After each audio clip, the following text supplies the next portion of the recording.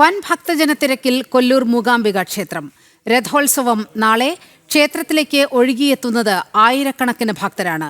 വിവരങ്ങളുമായി അരുൺ കൊടുങ്ങൂർ ചേരുന്നുണ്ട്. അരുൺ, മലയാളികളടക്കം ആയിരക്കണക്കിന് ഭക്തരാണ് കൊല്ലൂർ മൂകാംബികയിലേക്ക് ഒഴുകിയെത്തുന്നത്. എങ്ങനെയാണ് ഇപ്പോൾ ചടങ്ങുകൾ പുരോഗമിക്കുന്നത്? നാളെയാണല്ലോ രഥോത്സവം. നീലിമ, ഇന്നത്തെ ചടങ്ങുകളൊക്കെ തന്നെ പൂർത്തിയാക്കി നട അല്പസമയത്തിന് ഉള്ളിൽ അടയ്ക്കും.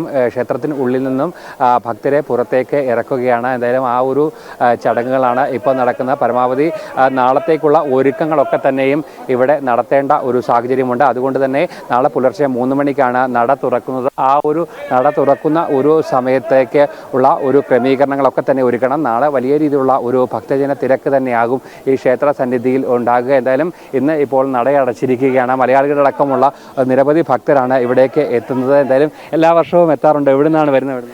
ഞാൻ വരുന്നത് ബാംഗ്ലൂരിൽ നിന്നാണ്. 14 വർഷം സ്ഥിരമായിട്ട് വരുന്നു. ഒരു ദിവസം ഈ മണ്ണിൽ നിൽക്കുക അല്ലേ?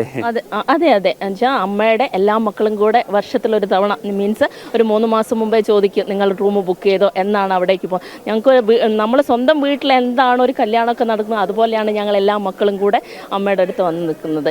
അപ്പോൾ ഓൾറെഡി ഞാൻ ഡാൻസ് ടീച്ചറാണ്. പക്ഷേ ഞാൻ വിദ്യാരംഭത്തിന് കുട്ടികളൊന്നും എടുക്കാറില്ല. ഞാൻ അമ്മേൻ്റെ അടുത്തായിരിക്കും. ഞാൻ തിരിച്ച് ക്ലാസ്സിലെത്തിക്കഴിഞ്ഞാൽ എനിക്ക് എത്ര കുട്ടികളാണോ വരാനുള്ളത് അതെല്ലാം എനിക്ക് തിരിച്ചെത്തുകയും ചെയ്യും.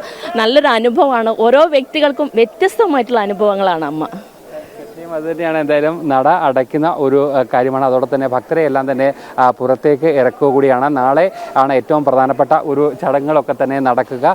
നാളെ ഉച്ചയ്ക്ക് 1:15 കൂടിയാണ് ഈ രഥോത്സവം നടക്കുക. മലയാളികളടക്കം നിരവധി ഭക്തരാണ് ഈ ഒരു ചടങ്ങിന് സാക്ഷിയാകാനായി ഈ ഒരു സന്നിധിയിലേക്ക് എത്തിക്കൊണ്ട് ഇരിക്കുന്നത്. എന്തായാലും തിരക്ക് നിയന്ത്രണത്തിലടക്കം വലിയ ക്രമീകരണങ്ങളൊക്കെ തന്നെ ഒരുക്കുകയും ചെയ്തിട്ടുണ്ട്. എന്തായാലും ഇന്നത്തെ ചടങ്ങുകൾ പൂർത്തിയാക്കി നട അടച്ചിരിക്കുകയാണ്.